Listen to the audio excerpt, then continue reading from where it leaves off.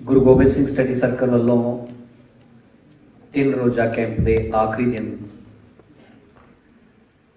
आखिरी विषय ते तुहाडे नाल सांझ पाउण जा रहा जी।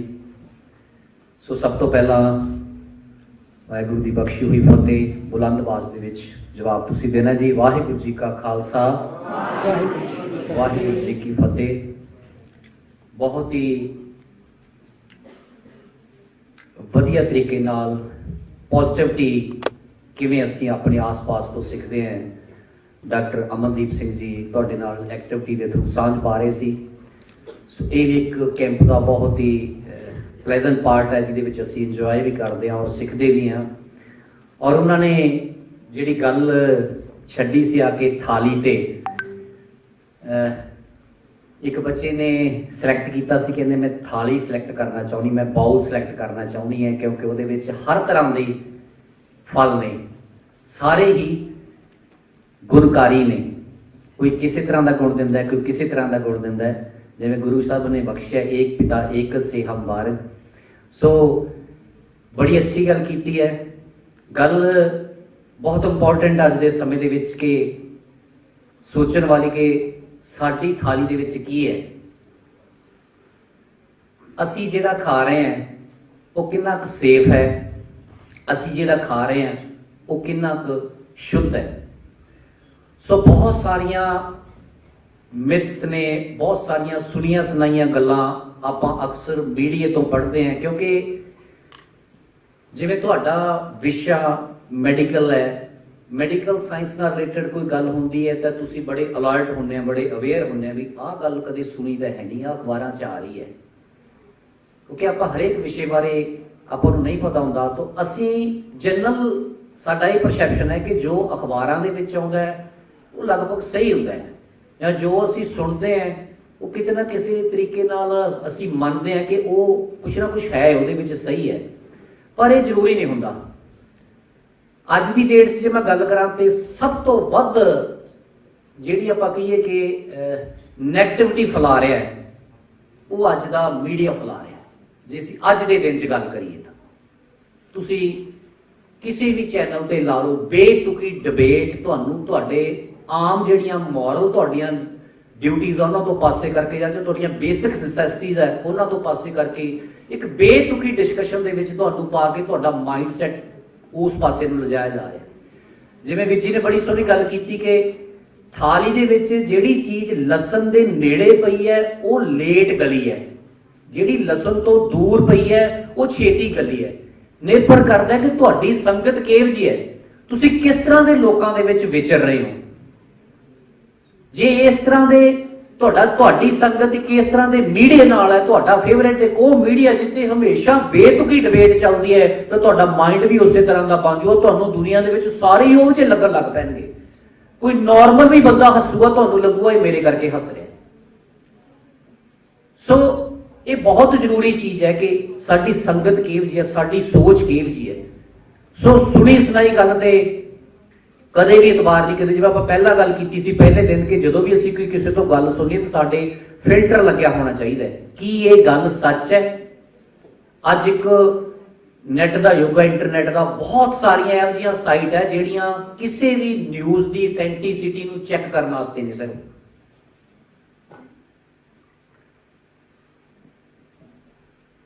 डॉक्टर दलजीत सिंह होए ने अमृतसर दे विच बहुत नामवार आई सर्जन। उन्हां दीयां 2-3 बुक्स ने, जे समा मिलिया तो तुहानूं पढ़िया जे दूजा पासा, जिहदे विच 9/11 बारे बड़ी डिटेल दे विच बड़ी विस्तार दे विच गल कीती गई है कि 9/11 एक्चुअली होया है कि करवाया गया है। बहुत सारिया इस तरह दुनिया दीयां घटनावां है जिहड़ियां उस बंदे ने तुहानूं बड़ी डिटेल दे विच उन्होंने जिहड़ियां डिस्कस कीती और उन्होंने साइट्स के नाम दिते जितों तुसीं प्रूव कर सकते हैं। सो मेरा कहण तो भाव कि किसी भी गल ते फेथ करन तो पहला, उहनूं मन्नण तो पहला, उहदे प्रति अपना नज़रिया चेंज करन तो पहला उहदी ऑथेंटिसिटी, उहदी ट्रुथ बारे जानना बहुत जरूरी है। सो ये बड़ा जरूरी है कि असी साडी थाली च की है, असी की खा रहे हैं। क्योंकि सब तो जरूरी चीज़ है कि जिहो जिहा जे असी चंगा खावांगे तो फिर साडी ਚੰਗੀ ਜਿਹੜੀ ਉਹ ਹੈਲਦੀ ਫੂਡ ਦੇ ਨਾਲ ਹੀ ਸਾਡੀ ਹੈਲਦੀ ਬੋਡੀ ਬਣਦੀ ਹੈ। ਜੇ ਅਡਲਟਰੇਟਡ ਫੂਡ ਖਾਓਗੇ ਤੇ ਨੈਚੁਰਲੀ ਹੈ, ਤੁਸੀਂ ਮੈਡੀਕਲ ਸਾਇੰਸ ਦੇ ਸਟੂਡੈਂਟ ਹੋ, ਤੁਹਾਡੇ ਹਸਪੀਟਲਸ ਤੁਹਾਡੇ ਪੇਸ਼ੈਂਟ ਕਿੰਨੇ ਤਰ੍ਹਾਂ ਦੇ ਆ ਰਹੇ ਹੈ, ਕੋਈ ਕਿਸੇ ਤਰ੍ਹਾਂ ਦੀ ਪੋਲਿਊਸ਼ਨ ਤੋਂ ਪ੍ਰੋਬਲਮ ਹੈ, ਕੋਈ ਮਨੁੱਖੀ ਪੋਲਿਊਸ਼ਨ ਤੋਂ ਪ੍ਰੋਬਲਮ ਹੈ, ਕੋਈ ਵਿਚਾਰਾਂ ਦੀ ਪੋਲਿਊਸ਼ਨ ਤੋਂ ਪ੍ਰੋਬਲਮ ਹੈ, ਡਿਪਰੈਸ਼ਨ ਦੇ ਮਰੀਜ਼ ਹੈ। ਸੋ ਸਭ ਤੋਂ ਜ਼ਰੂਰੀ ਚੀਜ਼ ਕਿ ਹੈਲਦੀ ਬੋਡੀ ਵਾਸਤੇ ਹੈਲਦੀ ਖਾਣਾ ਜ਼ਰੂਰੀ ਹੈ। ਔਰ ਸਾਨੂੰ ਸਭ ਨੂੰ ਪਤਾ ਹੈ ਕਿ ਹੈਲਦੀ ਬੋਡੀ ਦੇ ਵਿੱਚ ਹੀ ਹੈਲਦੀ ਮਾਈਂਡ ਰਿਟੇਨ ਕਰਦਾ ਹੈ। ਜੇ ਸਿਹਤਮੰਦ ਸਰੀਰ ਹੈ ਤਾਂ ਹੀ ਸਿਹਤਮੰਦ ਸਾਡਾ ਮਾਈਂਡ ਹੋ ਸਕਦਾ ਹੈ। ਤੁਸੀਂ ਇੱਥੇ ਜਾਣੇ 250-300 ਬੱਚਾ ਬੈਠਾ ਹੈ, ਤੁਹਾਡੇ ਵਿੱਚੋਂ ਹੋ ਸਕਦਾ ਹੈ ਕਿਸੇ ਨੂੰ ਫਿਜ਼ੀਕਲੀ ਕੋਈ ਪ੍ਰੋਬਲਮ ਹੋਵੇ, ਕਿਸੇ ਦਾ ਸਿਰ ਬੋਡੀ ਏਕ ਕਰ ਰਹੀ ਹੋਵੇ, ਕਿਸੇ ਦਾ ਹੈਡੇਕ ਕਰ ਰਿਹਾ ਹੋਵੇ, ਕਿਸੇ ਨੂੰ ਐਬਡੋਮੀਨਲ ਪੇਨ ਹੋਵੇ, ਕਿਸੇ ਨੂੰ ਕੁਝ ਵੀ ਹੋ ਸਕਦਾ ਹੈ।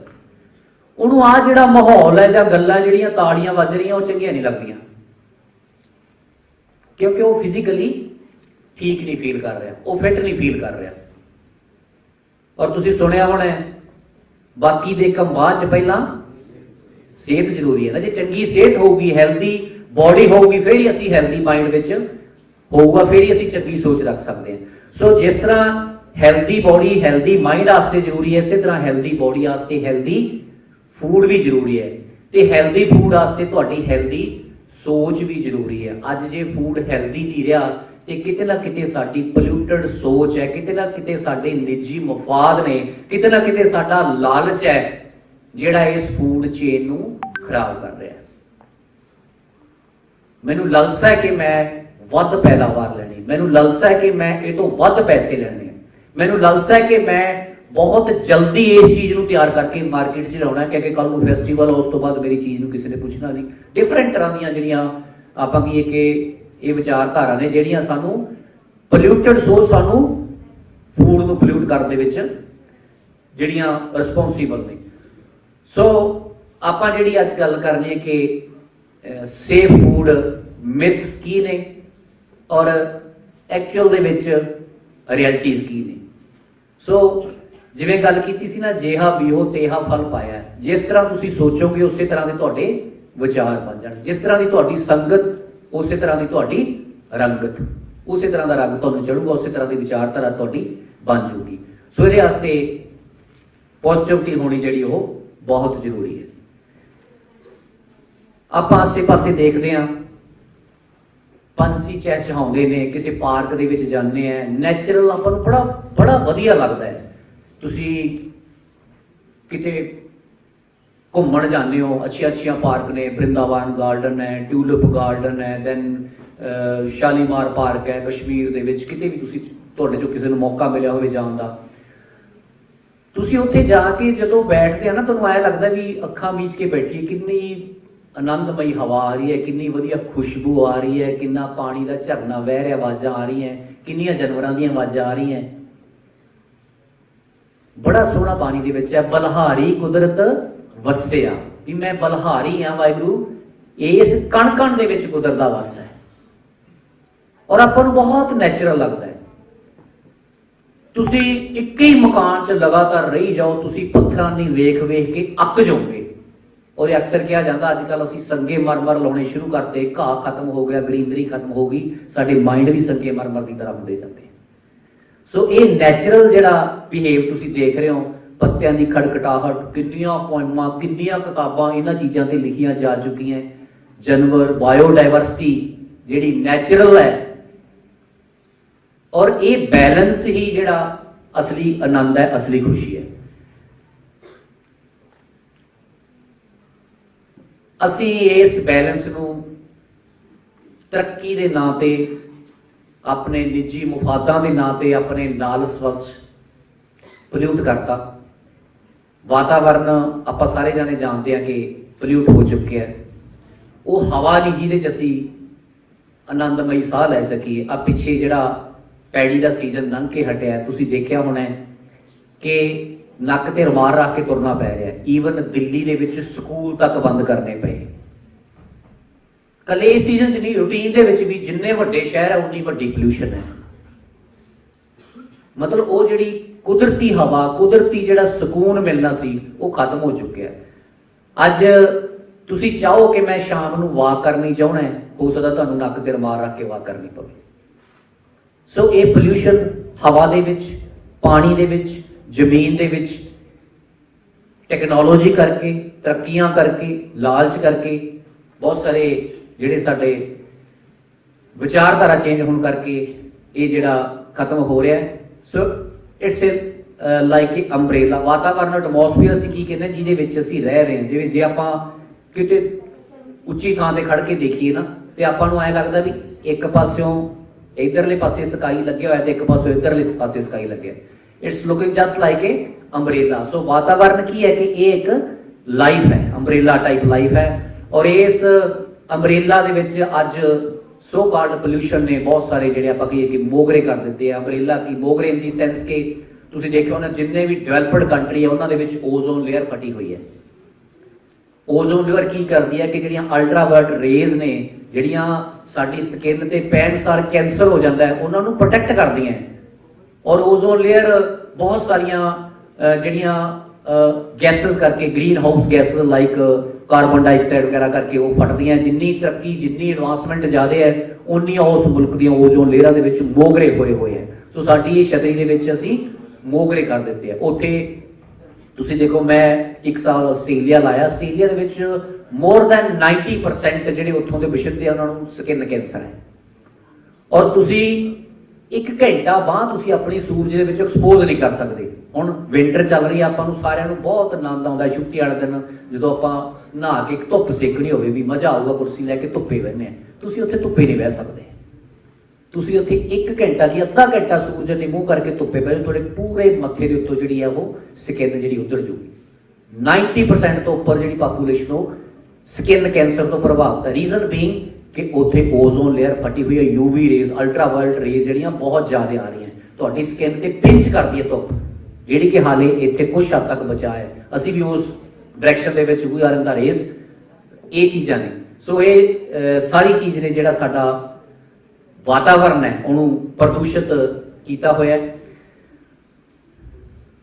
कारण गुण अंतर नाही क्यों सुख पाना है। साडे अंदर जिहड़े गुणां दी घाट हुंदी जा रही है, औगण साडे अंदर वधदे जा रहे हैं। जो औगण वधदे है तो फिर किवें असीं सुख, किवें असीं खुशी, किवें असीं आनंद दा जिहड़ा एक्सपैक्ट कर सकते हैं। सो आ तुसीं देख रहे हो डिफरेंट जिहड़ियां फोटोग्राफ्स, ये ह्यूमन बीइंग जिहड़े आपां कहीए कि असीं धरती ते रह रहे हैं, बड़े सियाणे जानवर इस धरती दे, और असीं अपने आसे पासे किन्ने थोक दे विच किन्नी ज़्यादा तादाद दे विच गंद पा रहे हैं। और सानूं ये लगता है भी साडे घरों कूड़ा साफ करके बाहर सिट दईए, साडा घर तो बहुत साफ है। पर तुसीं रह किस माहौल दे विच रहे हैं ये मैटर करता है, क्योंकि तुसीं हवा कल्ली तुहाडे घर दी नहीं खानी। जिवें विच जी ने गल कीती ना कि वाहिगुरू दा बख्शे हुए सारे ही रिसोर्सिस जिहड़े वो सारिआं वास्ते सांझे है। जे तुहानूं धुप्प, हवा, पानी कुदरत ने बख्शिया ना तो वो ये नहीं कि गरीब नूं घट लगनी है तो अमीर नूं ज़्यादा लगनी है। सो असीं अपने अपने घर की सफाई तो कर लें, पर जिहड़ी बाहर की गंद असीं पा रहे हैं वो साडे सारिआं दे अगे मुड़ के आ रहे हैं। चाहे असीं वाटर पोल्यूट करिए, वो लीच डाउन होकर धरती के थल्ले जा रहा है। जो असीं अंडरग्राउंड वाटर खिंचते हैं तो पोल्यूटड वाटर साडे कोले आ रहे हैं। चाहे साडा रबिश, चाहे साडा जिहड़ा सो कॉल्ड प्लास्टिक का रबिश, चिमनियां चो धुआं, पूरी वातावरण जिहड़ा वो गंदला कर रहे हैं।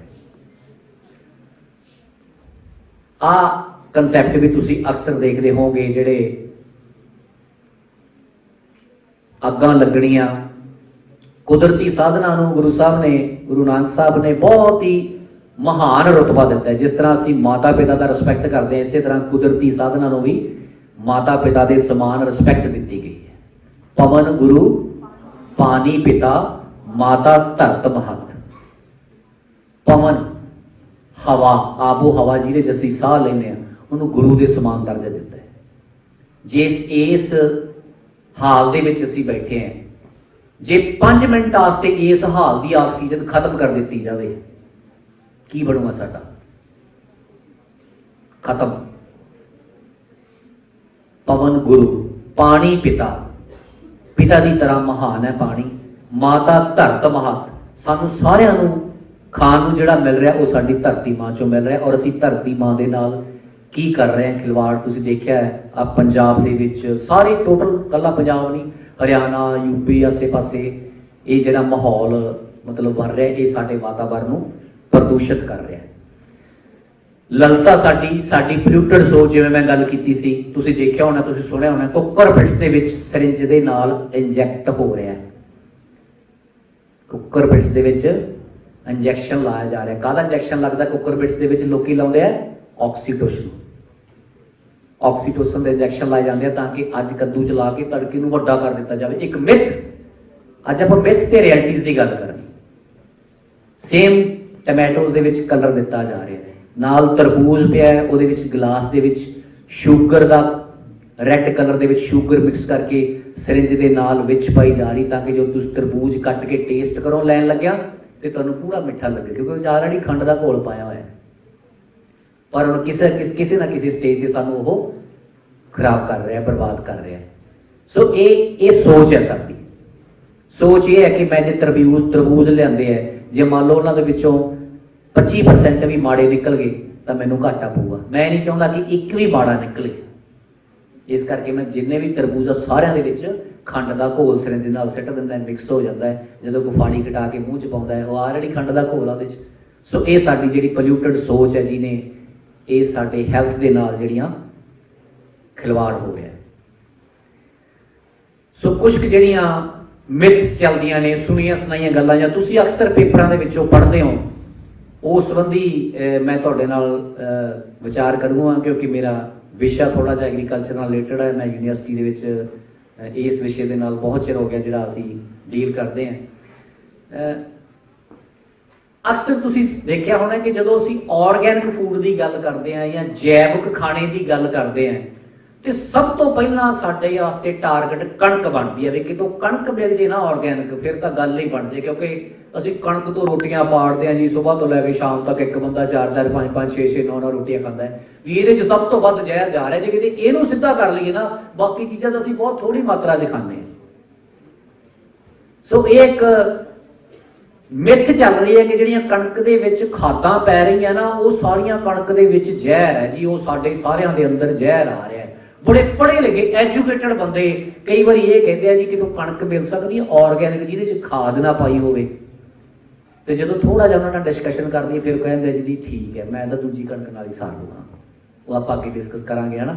ਇਹ ਇੱਕ ਮਿਥ ਚੱਲ ਰਹੀ ਹੈ ਕਿ ਰਸਾਇਣ ਖਾਦਾਂ ਨਾਲ ਜਿਹੜੀ ਤਿਆਰ ਕੀਤੀ ਕਣਕ ਹੈ ਉਹ ਜ਼ਹਿਰ ਹੁੰਦੀ ਹੈ। ਇਹ ਅਕਸਰ ਤੁਸੀਂ ਸੁਣੋਗੇ, ਔਰ ਉਹਨਾਂ ਲੋਕਾਂ ਤੋਂ ਸੁਣੋਗੇ ਜਿਹੜੇ ਆਪਾਂ ਕਹੀਏ ਕਿ ਆਰਗੈਨਿਕ ਕਲਟੀਵੇਸ਼ਨ ਨੂੰ ਕਿਸੇ ਨਾ ਕਿਸੇ ਹੋਰ ਮਿਸ਼ਨ ਦੇ ਤਹਿਤ ਮਤਲਬ ਪ੍ਰਮੋਟ ਕਰ ਰਿਹਾ। ਮੈਂ ਨਹੀਂ ਕਹਿੰਦਾ ਆਰਗੈਨਿਕ ਕਲਟੀਵੇਸ਼ਨ ਮਾੜੀ। ਆਰਗੈਨਿਕ ਕਲਟੀਵੇਸ਼ਨ ਕੀ ਹੁੰਦੀ ਹੈ, ਆਪਾਂ ਉਹਦੀ ਵੀ ਅੱਗੇ ਗੱਲ ਕਰਾਂਗੇ ਕਿ ਆਰਗੈਨਿਕ ਮਾੜਾ ਨਹੀਂਗਾ, ਪਰ can we afford organic food. 125 crore ਦੇ ਨੇੜੇ ਸਾਡੀ ਪਾਪੂਲੇਸ਼ਨ ਹੈ। Can we give organic food to all? ਬਹੁਤ ਵੱਡਾ ਕੁਐਸਚਨ ਮਾਰਕ। ਸੈਕਿੰਡ, ਇੱਕ ਹੋਰ ਬੜੀ ਮਿਥ ਹੈ, ਫਲ ਤੇ ਸਬਜ਼ੀਆਂ ਵਿੱਚ ਜ਼ਹਿਰਾਂ ਦੀ ਵਰਤੋਂ ਗਲਤ ਹੈ।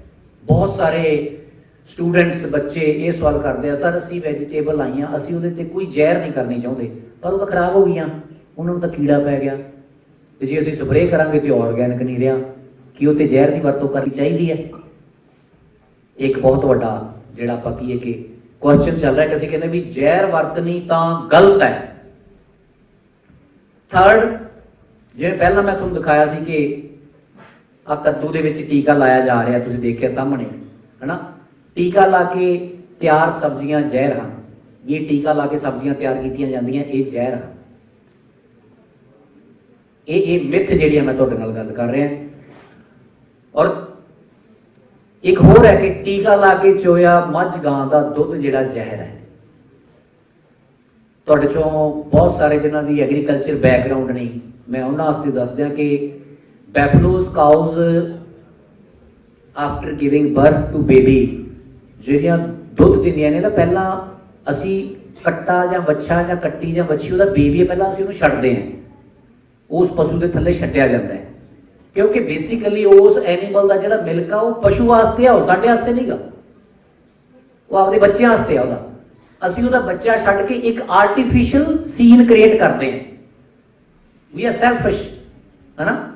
ਆਪਾਂ ਇੱਕ ਆਰਟੀਫਿशियल ਸੀਨ ਕ੍ਰੀਏਟ ਕਰਦੇ ਹਾਂ ਵੀ ਤੇਰਾ ਬੱਚਾ ਹੈ, ਇਹਨੂੰ ਭੁੱਖ ਲੱਗੀ ਹੈ, ਇਹਨੂੰ ਦੁੱਧ ਚਾਹੀਦਾ ਹੈ। ਔਰ ਜਦੋਂ ਬੱਚਾ ਦੁੱਧ ਸ਼ੁਰੂ ਕਰਦਾ ਹੈ ਦੈਨ ਉਹ ਸਟਿਮੂਲੇਸ਼ਨ ਹੁੰਦੀ ਹੈ, ਪੂਰਾ ਪੂਰਾ ਮਿਲਕ ਹੈ ਜਿਹੜਾ ਉਹ ਥਣਾ ਦੇ ਵਿੱਚ ਆ ਜਾਂਦਾ ਹੈ। ਠੀਕ ਹੈ, ਲੈਟ ਡਾਊਨ ਹੋ ਜਾਂਦਾ ਹੈ। ਕਈ ਵਾਰੀ ਕੀ ਹੁੰਦਾ ਹੈ ਕਿ ਕਿਸੇ ਨਾ ਕਿਸੇ ਵਜ੍ਹਾ ਕਰਕੇ ਉਹ ਬੇਬੀ ਦੀ ਡੈਥ ਹੋ ਜਾਂਦੀ ਹੈ। ਉਹ ਐਨੀਮਲ ਜਿਹੜਾ ਉਹ ਮਿਲਕ ਨੂੰ ਮਤਲਬ ਲੈਟ ਡਾਊਨ ਕਰਨ ਤੋਂ ਹਟ ਜਾਂਦਾ ਹੈ। ਫਿਰ ਉਹਦੇ ਵਿੱਚ ਅਸੀਂ ਇੱਕ ਇੰਜੈਕਸ਼ਨ ਲਾਉਣੇ ਜਿਹਨੂੰ ਅਸੀਂ ਆਕਸੀਟੋਸਿਨ ਦਾ ਇੰਜੈਕਸ਼ਨ ਕਹਿੰਦੇ। ਉਹਦਾ ਫੰਕਸ਼ਨ ਕੀ ਹੁੰਦਾ ਹੈ? You are a medical student, just to release the muscles. ਉਹਦੇ ਕੰਟਰੋਲ ਚੋਂ ਬਾਹਰ ਹੋ ਜਾਂਦਾ ਹੈ, ਆਟੋਮੈਟਿਕਲੀ ਮਿਲਕ ਜਿਹੜਾ ਉਹ ਲੈਟ ਡਾਊਨ ਹੋ ਜਾਂਦਾ। ਫਿਰ ਅਸੀਂ ਉਹਨੂੰ ਚੋ ਲੈ। ਔਰ ਇਹਦਾ ਇੱਕ ਰੀਜ਼ਨ ਵੀ ਹੈ ਕਿ ਜੇ ਅਸੀਂ ਮੰਨ ਲਓ ਮੱਝ ਸਪੋਜ਼ ਕਰ ਲਓ 5 kg ਪਰ ਟਾਈਮ ਮਿਲਕ ਦੇ ਰਹੀ ਹੈ, ਇੱਕਦਮ ਅਸੀਂ ਉਹਦਾ ਮਿਲਕ ਬੰਦ ਕਰ ਦਾਂਗੇ ਤਾਂ ਉਹ ਮੱਝ ਦੀ ਡੈਥ ਵੀ ਹੋ ਸਕਦੀ ਹੈ, ਕਿਉਂਕਿ ਉਹਦਾ ਮਿਲਕ ਸਕਵੀਜ਼ ਕਰਨਾ ਬਹੁਤ ਜ਼ਰੂਰੀ ਹੈ। ਸੋ ਉਹ ਇਹ ਉਦੋਂ ਇਹ ਟੀਕਾ ਉਹਦੇ ਵਾਸਤੇ ਇੱਕ ਲਾਈਫ ਦਾ ਕੰਮ ਵੀ ਕਰਦਾ। ਸੋ ਇਹ ਵੀ ਇੱਕ ਮਿੱਥ ਹੈ ਕਿ ਜਿਹੜਾ ਟੀਕਾ ਲਾ ਕੇ ਅਸੀਂ ਦੁੱਧ ਚੋਣੇ ਹਾਂ, ਕੀ ਉਹ ਸਹੀ ਹੈ ਜਾਂ ਉਹ ਗਲਤ ਹੈ, ਇਹਦੇ ਬਾਰੇ ਵੀ ਆਪਾਂ ਗੱਲ ਕਰਾਂਗੇ। ਤੀਜਾ, ਘਰਾਂ ਦੇ ਵਿੱਚ ਦਿੱਤਾ ਜਾ ਰਿਹਾ ਦੁੱਧ, ਸੋ ਕਾਲਡ ਆਪਾਂ ਬਹੁਤੇ ਜਿਹੜੇ ਉਹ ਦੋਧੀਆਂ ਤੋਂ ਦੁੱਧ ਪਾਉਣੇ ਹਨਾ, ਆਪਾਂ ਨੂੰ ਨਹੀਂ ਪਤਾ ਵੀ ਕੀ ਕਰਦਾ। ਬੜੀਆਂ ਆਪਾਂ ਕਹਾਣੀਆਂ ਸੁਣਦੇ ਹਾਂ ਜੀ, ਯੂਰੀਆ ਪੈ ਰਿਹਾ ਜੀ, ਫਾਰਮਾਲਿਨ ਪੈ ਰਹੀ ਹੈ ਜੀ, ਸਟਾਰਚ ਪੈ ਰਿਹਾ ਜੀ, ਪਾਣੀ ਪੈ ਜਿਹੜਾ ਕੋਈ ਮਾੜੀ ਗੱਲ ਨਹੀਂ, ਪਾਣੀ ਪੈ ਰਿਹਾ ਚਲ ਪਤਲਾ ਕਰਕੇ ਪੀਣਾ ਵੀ। ਪਰ ਜਿਹੜੀਆਂ ਬਾਕੀ ਚੀਜ਼ਾਂ ਸਾਨੂੰ ਡਰ ਲੱਗਦਾ ਹੈ ਵੀ ਇਹਦੇ ਵਿੱਚ ਕਿਤੇ ਯੂਰੀਆ ਤਾਂ ਨਹੀਂ, ਸਿੰਥੈਟਿਕ ਮਿਲਕ ਤਾਂ ਨਹੀਂ ਕਿਤੇ, ਕੀ ਉਹ ਮਿਲਾਵਟੀ ਹੁੰਦਾ ਹੈ। ਸੋ ਆਪਾਂ 1 by 1 ਜਿਹੜੀ ਗੱਲ ਕਰਾਂਗੇ।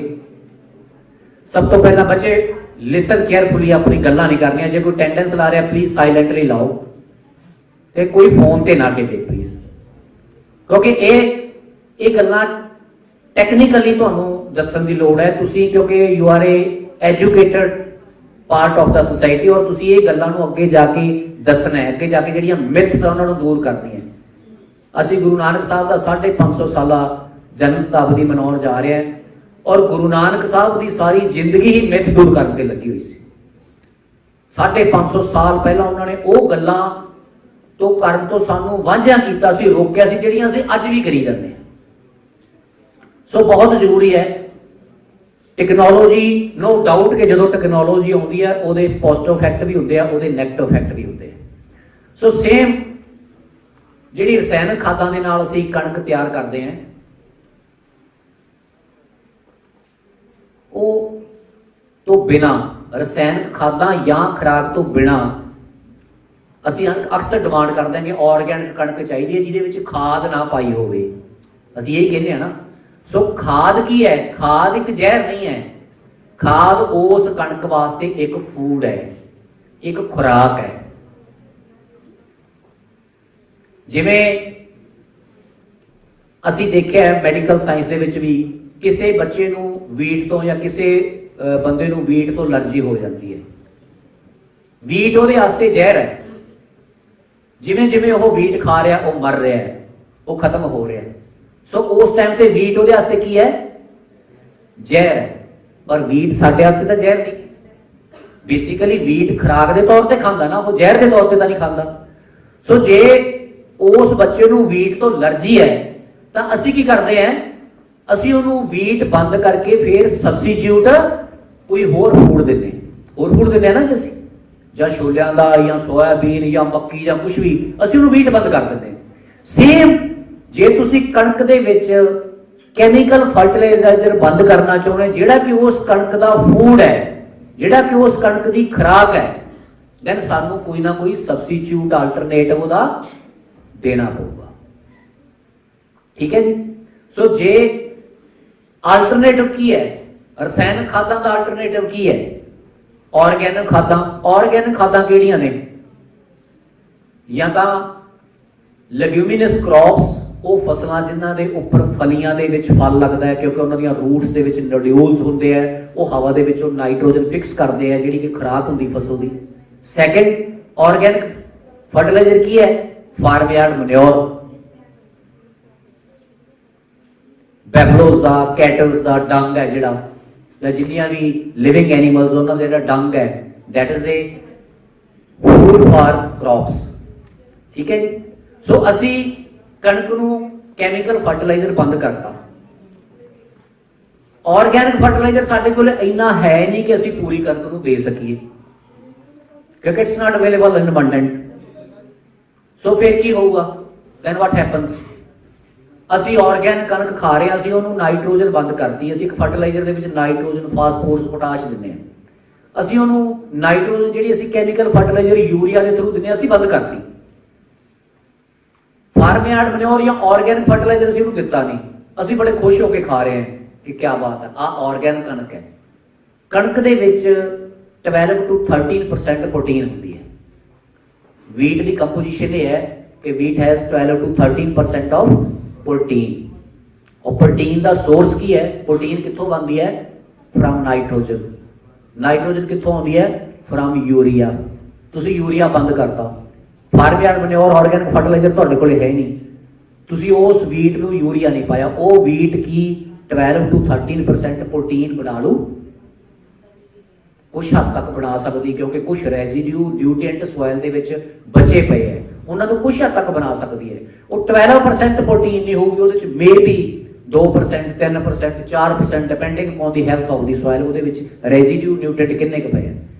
सो इट मीन असी वो ऑर्गेनिक कणक खा रहे हैं which is deficient in protein, which is deficient in protein. असी उन्होंने ऑर्गेनिक करके खा रहे हैं बट वो प्रोटीन है ही नहीं। Then what happens? Protein deficiency problems तुहाडी बॉडी नूं आउणियां शुरू हो जानियां। फिर की होगा? वो तुहाडे कोले आउणगे सारे जाने, तुसीं उहदे टेस्ट लाओगे, तुसीं उहनूं रिकमेंड करोगे you have a problem of protein deficiency. ठीक है, these are the nutrients, protein nutrients, protein rich capsules, tablets, ये खाओ ठीक हो जाओगे। ऑर्गेनिक वीट खा रहे हैं, रियल मैनर विच असी बीमार होए, असी बीमार कणक खा रहे हैं। मैं नहीं कहता ना लाओ, कणक लाओ, पर जे तुहाडे कोले सफिशिएंट मात्रा दे विच ऑर्गेनिक मैन्योर, ऑर्गेनिक फर्टिलाइजर है। नंबर 1। दूसरी जिहड़ी समस्या है कि पेस्टिसाइड यूज हुंदा है, नो डाउट वीट दे विच भी हुंदा है। पेस्टिसाइड इंसैक्ट्स वास्ते यूज होता, और इंसैक्ट्स जिहड़े ज़्यादा एक्टिव होंदे इन द समर सीजन। और समर सीजन दे विच साडे कोले paddy and cotton major crops ने। पैडी साडे कोले राइस मेजर क्रॉप है जिहदे विच पेस्टिसाइड यूज होता है, क्योंकि एक्टिव होंदे ने इंसैक्ट्स। वीट जिहड़ी है that's a crop of winter. Winter दे विच जिवें असीं सुस्त हुंदे आ ना, 10 बजे तक सुस्ती नहीं लैंदी, साडी ठंड नहीं लैंदी, इंसैक्ट्स भी जिहड़े सुस्त होंदे आ, डॉर्मेंट कंडीशनस होंदे आ, वो ज़्यादा मल्टीप्लाई नहीं करते। उदों ही मल्टीप्लाई करते तो टैंपरेचर थोड़ा राइज करना शुरू करते। वीट दे विच कोई बहुत ज़्यादा पेस्टिसाइड यूज नहीं होंदे, हार्डली 1 या 2 पेस्टिसाइड यूज होंदे हैं। पर एक बड़ा फैक्ट है, वैल नोन फैक्ट, कि जिहड़ी फ्रैश प्रोड्यूस्ड वीट है, ਉਹਦੀ चपाती, ਉਹਦੀ रोटी, ਉਹਦਾ खाना एटलीस्ट 3 ਤੋਂ 4 महीने बाद जाके बनता है। जे असी मई ਦੇ ਵਿੱਚ वीट हारवेस्ट की है, ਤੁਹਾਡੇ ਵਿੱਚੋਂ बहुत सारे स्टूडेंट इस तरह के होंगे जिन्हों की एग्रीकल्चर बैकग्राउंड होगी, है जी बच्चे जिन्हों की एग्रीकल्चर बैकग्राउंड है। हाँ, तुसीं देखिया होना है, कदे ये पॉसीबल होया कि उधर खेत दे विच कंबाइन लगी है, कणक कट्टी जाते हैं, तो असीं गट्टा भर के सीधा चक्की ते लै गए, भिया के शाम नूं आटा बना लिया? इट्स नॉट पॉसीबल, क्योंकि साडे कोले कणक सफिशिएंट स्टोर पई हुंदी है। असीं नवीं कणक नूं 3-4 महीने तो बाद जाके खाने, जो असीं इमीडिएटली खा लीए ना तो साडी डाइजेस्टिव प्रॉब्लम शुरू हो जाती, क्योंकि उहदे विच मॉइस्चर कंटेंट बहुत होंदा। सो जिन्ने भी पेस्टिसाइड है उन्हां दा रेजिड्यू इफैक्ट है जिहड़ा ओह 1 हफ्ते तो लैके 3 हफ्ते तक, from 7 days to 21 days pesticide residue है, डिपेंडिंग अपॉन दी कंपोजिशन, किस तरह का पेस्टिसाइड तुसीं यूज कर रहे हैं। सो वीट दे विच असीं फरवरी मार्च दे विच पेस्टिसाइड यूज किया, 3 महीने बाद जाके असीं चीज़ वो बनाई। दैन वीट असीं कच्ची नहीं खाते, वीट नूं असीं कुक करते हैं। और जिहड़ियां वैजीटेबल या जिहड़ा भी फूड कुक होके खाधा जाता है, आलमोस्ट नगलिजिबल पेस्टिसाइड उहदे च रेजिड्यू रह जाता है, क्योंकि वो वाश आउट हो जाता है। सब तो खतरनाक पेस्टिसाइड, ਇਹਦਾ मतलब